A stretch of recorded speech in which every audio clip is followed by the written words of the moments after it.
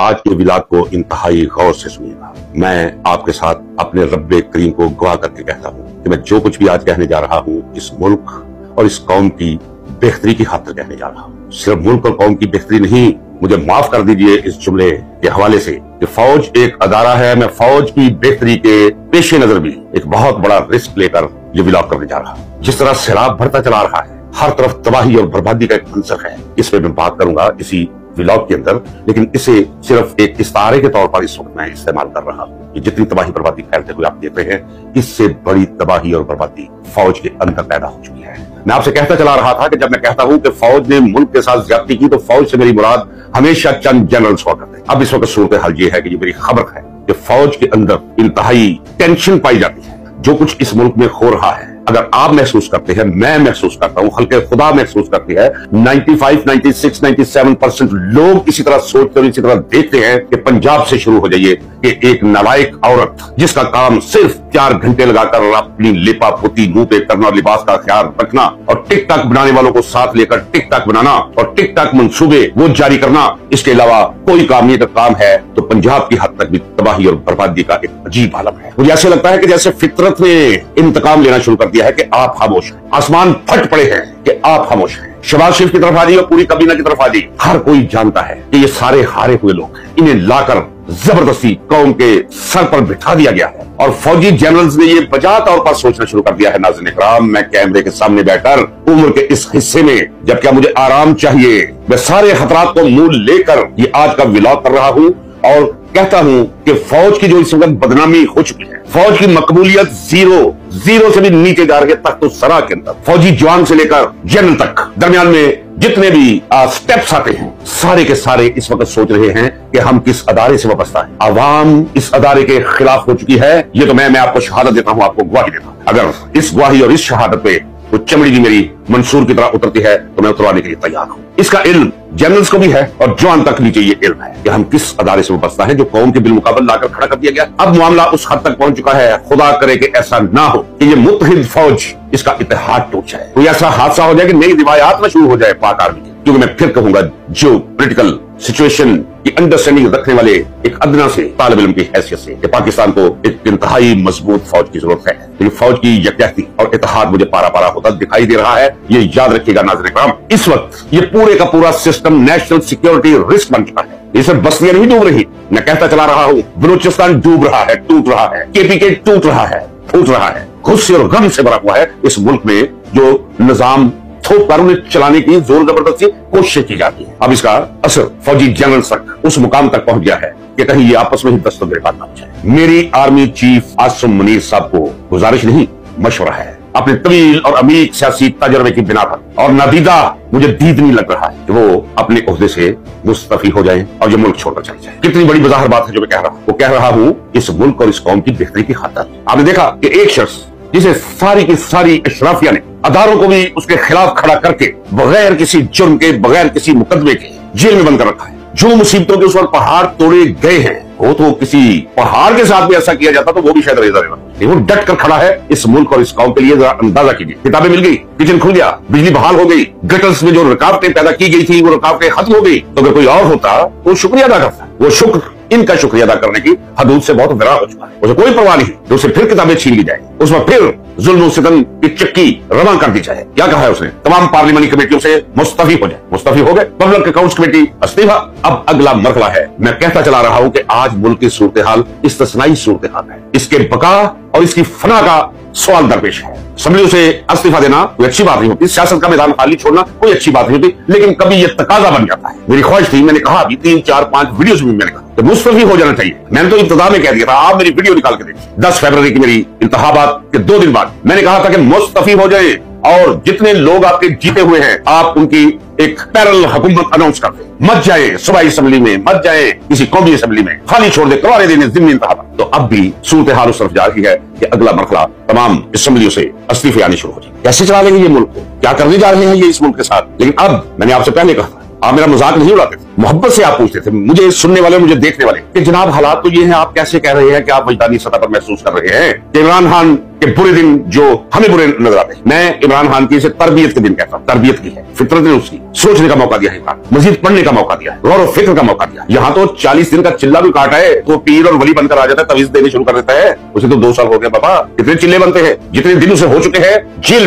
में नहीं, चाहे यूसुफ ने उसे 40 पे तकसीम कर लिए, डिवाइड कर लिए, इतने चिल्ले काट लिए हैं उसने, और अब आसमान से फैसला सादर हो गया है इनके बोरिए बिस्तरे लपेटे जाने का और इमरान खान को इस कश्ती का मांझी बनाकर इस कश्ती को किनारे लगवाने का, जिसका नाम पाकिस्तान है। एक तो खबर आपको ये दे दी है कि फौज के अंदर इत्तेहाद को, यकजहती को शदीद खतरा लाहक। जनरल ने महसूस करना शुरू कर दिया कि फौज बदनाम होती चली जा रही है, अब बदनामी दिन ब दिन रोज रोज बढ़ती चली जाएगी, इसे यहाँ रुक जाना चाहिए। तो किसी की जरूरत नहीं, किसी को धक्का देकर निकालने की जरूरत नहीं पड़ेगी, सिर्फ माथों की शिकने बताएंगी किसी को कि भाई अब मैं यहां से रुखसत हो जाऊं तो बेहतर है। और मैंने जो मशवरा दिया है वो मशवरा दिया है इंतहाई बयानदारी से, इंतहाई गैर जज्बाती अंदाज में, और इस मुल्क और इस कौम की बेहतरी के पेश नजर। और ये मेरा दिया गया मशवरा याद रखिएगा नाज़रीन इकराम, और वो भी याद रखिए, अभी वक्त है कि जो कुछ कर चुके हैं आप, दैट्स एनफ। बंद कीजिए इस बात को और छोड़ जाइए इस मुल्क को। आपके मुल्क छोड़ जाने की वजह से ये मुल्क और कौम, इनकी बचत की कोई राह निकल आए, पाकिस्तान की सालमियत के इम्कान बढ़ाए। और अब मैं ये कहता हूं कि ये मुल्क जिस मुकाम पर पहुंच गया है, अब वो लोग जिस मुल्क के मुहाफिज हैं वो इस मुल्क को बर्बादी के गड़े में किसी को उतारने की इजाजत नहीं देंगे। दूसरी तरफ आपने सुन लिया होगा कि अनकरीब डेमोक्रेट रिपब्लिकन दोनों मिलकर पाकिस्तान के बारे में, इमरान खान के बारे में एक मूव लेकर आ रहे हैं। कांग्रेस के अंदर फट पड़ी है दुनिया। कासिम खान, सलमान खान, जुमैमा, बैरून मुल्क बसने वाले पाकिस्तानी जिन्हें ओवरसीज पाकिस्तानी कहा जाता है, इन सब ने एमनेस्टी इंटरनेशनल को सारी सूरत हाल से आगाह करना शुरू कर दिया है। एमनेस्टी इंटरनेशनल तैयार है बाबे लगन। कहां जाएंगे ये? बैरूनी दबाव शुरू। मैं अक्सर कहता चला आया हूं कि मैं इसके हक में नहीं हूं कि ट्रंप कहे इमरान खान को छोड़ दो, ऐसी रिहाई नहीं चाहिए। हाँ, वहां के पार्लियामेंटेरियन आवाज उठाएं और उसका ये दबाव महसूस करें, एमनेस्टी इंटरनेशनल मैदान में आ जाए, फौज के अंदर से दबाव बढ़ना शुरू हो जाए उन लोगों पर जो जिम्मेदार है। चंद लोग हैं, चंद, और मैं लिख कर देता हूं कि ये 11 लोगों से ज्यादा नहीं है, बकिया सब के सब उनसे शुरू हो जाए। जनरल्स की तरफ आ जाए, मेजर जनरल्स की तरफ आ जाए, ब्रिगेडियर की तरफ आ जाए, फुल कर्नल की तरफ आ जाए, लेफ्टिनेंट कर्नल की तरफ आ जाए, मेजर की तरफ आ जाए, कप्तान तक पहुंच जाए, और फिर नीचे चलते चलते बैरकों में जवानों तक आ जाए। सब अफसरदा है, दिल गिरफ्तार है, हैरान है, परेशान है, नाराज है जो कुछ फौजी क़यादत हमारी कर रही है इस वक्त इस पाकिस्तान के साथ। ये जरदारी के बारे में, ये बीबी टिक टाकर के बारे में, ये जो कोई शबाज शरीफ के बारे में, ये खलूद शुदा लाश नुमाइशी पहलवान नवाज के बारे में, लोग नाक नाक आ चुके। इनका नाम सुनकर, इनकी शक्लें देखकर फशारे खून में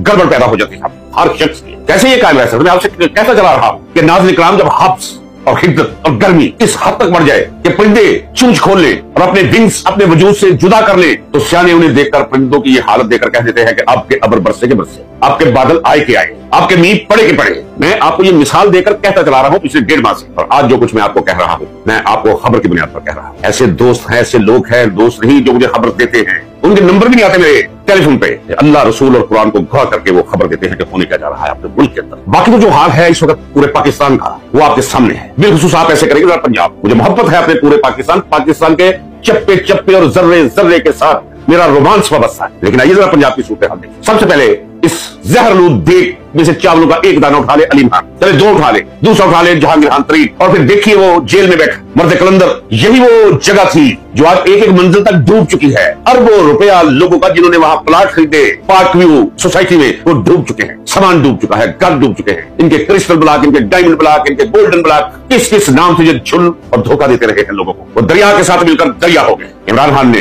जब अलीम खान ने कहा कि ये, इमरान खान ने कहा ये नहीं हो सकता, अभी वो दरिया की जमीन है, कभी दरिया इधर से गुजरा करता था, किसी वक्त भी दरिया इधर रुक कर सकता है, मैं इजाजत नहीं दूंगा। छोड़ गया वो लैंड माफिया, रद्द करके रख दिया, नुकसान बर्दाश्त कर लिया, ताने सह लिए, एटीएम भाग गया, और दूसरा वो शुगर माफिया अरबों रुपए का टीका लगाना चाहता था, बंद कर दिया इमरान खान। और ये वही इमरान खान है जो मोहम्मद डैम, दियामर बादशाह डैम, उसके अलावा 9 डैम, चुगिन डैम्स जब उसके दौर में बन रहे थे, जिस तेजी के साथ काम वहां जारी था, वो 2 साल के अरसे में, 2.5 साल के अरसे में वो डैम मुकम्मल हो जाते थे, वो वहीं पे ठप कर, जो पैसे उसमें लगने थे खा गए, हजम कर गए, हड़प कर गए। याद आपको मजाक उड़ाते थे बिलियन ट्री। अब जाए जाकर पूछे पूरी दुनिया से, ये दरख्त ही हैं जो सैलाबों को रोकते हैं, ये दरख्त ही हैं जो लैंड स्लाइडिंग को रोकते हैं। विजन देखिए उसका, उस मर्द कलंदर का। और क्या आपको इल्म नहीं? खुदा के लिए जाइए गूगल पे, वैसे तो आप हर बंदा फोन पकड़ के बैठा रहता है, जाइए जिस वक्त इमरान खान निकला जरा पेट्रोल की कीमत देखिए, आटे की कीमत देखिए, बिजली की कीमत देखिए, एक्सपोर्ट देखिए कितनी हुई, और इंपोर्ट देखिए इंपोर्ट बिल क्या है, आपको समझ आ जाएगी। फिर आज इनके जरा वजह से जो बर्बादी फैली हुई एक्सपोर्ट में, इंपोर्ट में, इंडस्ट्री में, फितरत के हाथों जो तबाही आज हो रही, वो देख डॉलर कितने का था जब इमरान खान को निकाला इन्होंने, रजीम चेंज, आज कितने का था? हंसते बसते और चलते पांव पर खड़े हुए पाकिस्तान का मैं नाज़रीन इकराम बयानदारी से कहता हूँ, बेड़ा गर्क करके रख दिया, ऐसे लगता है 50 साल पीछे ले गए लोग। इस पाकिस्तान को, इस मुल्क को। और अगर ये मुझे पता है, आपका ज़ाती ख्याल क्या है? ये फौजी जवान को नहीं पता, ये हमारे आला फौजी अफसरान को नहीं पता, उनके बच्चे यूनिवर्सिटी में पढ़ते, उनके बच्चे लोगों से नहीं मिलते, सिविलियन से। क्या समझते हैं कि उन्हें दुख नहीं है, उन्हें तासुब नहीं है? आपने पत्थर समझ रखा है। इस मुआशरे के अफराद हैं पहले वो, बाद में ये अजाफियत है कि वो फौज उस मुकाम पे पहुंचा दिया आपने फौज को। गलत पॉलिसीज की वजह से सियासत में इस हद तक अरबी के ऊंट की तरह है में के अंदर घुस जाने के रद्द अमल में कौम को उस जगह पे ला खड़ा किया है जिस जगह पे वो इंडियन आर्मी के खिलाफ खड़ी है। ये मैं कह रहा हूं, जिम्मेदारी से कह रहा हूं, ये कोई जज्बाती जुमले नहीं है नाज़रीन इकराम। मुझे बोलने से पहले लफ्ज और जुमलों को तोड़ना आता है। ये एक सेकंड के करोड़वें हिस्से के अंदर लफ्ज और जुमला मेरे अंदर तुल कर मेरी जुबान से फिसलता है या निकलता है या अदा होता है। नाज़रीन इकराम, वैसे तो मुझे चाहिए था, गौर कीजिए कि इस वक्त बस्तियां, सड़कें, गलियां बिखरे हुए दरियाओं की शक्ल इख्तियार कर चुकी है। दूसरी तरफ मुल्क की यह हालत है जो मैंने अभी अपने टूटे फूटे और शिकस्ता जुमलों में आपके सामने पेश की है। इन दोनों सूरत हाय अहवाल को सामने रखकर मैं कहता हूं कि सैलाब की तबाही वो तबाही नहीं है जो तबाही इनकी वजह से सर पे मुंडला रही है। ये वो वक्त है कि पूरी कौम छत्तों पे चढ़ जाए, अजान दे दे, अल्लाह से गिड़गड़ा कर अपने गुनाहों की, इनफरादी और इज्तिमाई गुनाहों की माफी मांगे कि या अल्लाह इन्हें टाल, इन्हें अपनी गिरफ्त मिले। इन्ना बतशा रब्बिका लशदीद, अल्लाह तेरी पकड़ बड़ी शदीद है, हम तस्लीम करते हैं, पकड़ गिरफ्त मिले इन्हें, क्योंकि हम देख रहे हैं अपने पाकिस्तान को डूबते हुए, टूटते हुए, बर्बाद होते हुए, दूसरे लोगों का गला काटते हुए हम देख रहे हैं। लूट मार मची हुई है इस वक्त। नाज़रीन इकराम, मुझे फेवर देकर यकीन कर दीजिए कि हर वो शख्स जिसका हाथ कहीं पड़ता है उसे पक्का यकीन है कि इसके बाद इक़्तिदार उनका मुकद्दर नहीं, सियासत उनका मुकद्दर नहीं, बिलखुसूस शरीफ खानदान को और उनके हवारियों और पटवारियों को। लिहाजा वो लूट रहे हैं जहां से उन्हें बन पड़ता है, और जितना बन पड़ता है वो लूट रहे हैं। बाहर जायदादें खरीद रहे हैं, अपना मुस्तकबिल अपने तय महफूज बनाने के लिए खाली कर रहे हैं। खजाना कुछ भी नहीं छोड़ा इन्होंने। एयरपोर्ट सारे आपके बेच के ये चल, कहां से लाओगे, कहां से पकड़ोगे, सब कुछ फरोख्त कर दिया है इन्होंने। क्या किया? ये जाहिल लोग हैं। इमरान खान ठीक कहता था, एक तो अनपढ़ है, जाहिल है, फिर ये इतने जाहिल है कि अपनी जाहिलियत को खत्म करने की न तमन्ना रखते हैं ना कोशिश करते हैं। इनका ख्याल था इधर से पंजाब का रेवेन्यू इकट्ठा करो, बाहर से कर्जे लो, ट्रैक्टर मुफ्त दे दो लोगों को, लैपटॉप मुफ्त दे दो लोगों को, मोटर बाइकिल मुफ्त दे दो, स्कूटियां लड़कियों को दे दो, वजीफे दे दो, कर्जे दे दो, मुकाबले वापसी, कोई 40, 50, 100 अरब रुपया लगा दो इधर। हो सकता है कि लोगों का रजू हमारी तरफ हो जाए। और लोग इतने सियाने हैं और इतने कमिटेड हैं, इनके खिलाफ कमिटेड है, इमरान खान के साथ मोहब्बत में इस गहराई तक वाबस्ता है, तो समझते हैं कि हमारे पैसे हैं। इन्होंने कहा ये तो किसी को चाय नहीं पिलाते, तो लूट कर खा गए। लिहाजा मुशरफ का भी बेड़ा कर करके उन्होंने रख दिया है, कर्जों को अपने 2-2.5 सालों के अंदर दुगना कर दिया है, और बंद फिर भी कुछ नहीं पा रहा। अब क्या कर रहे हैं ये लाहौर, वो इसलिए नाज़रीन इकराम इनका ख्याल है, मैं तो पहले कह चुका हूं ना कि ये तो इस तरह भागेंगे कि बर्री बैरी हवाई जो रास्ता मिला है भागे, ये मुल्क छोड़कर आएंगे, लाए जाएंगे। लेकिन इनका ख्याल है कि हमारी नस्लें लाहौर से इलेक्शन लड़ेंगी, हमारे हल्कों के लोगों को हमारे साथ होना चाहिए, उन्हें वापस लाया जाए। अरबों रुपया लगाकर तुर्की से, चाइना से ये मशीनें चल रही हैं, वो बंद हो पड़ी है, ये सफाइयां हो रही हैं, ये पौधों को पानी दिया जा रहा है, लोगों को सोने का पूरे लाहौर पे लेप करवा दो, पतरे चढ़वा दो, हर घर में एक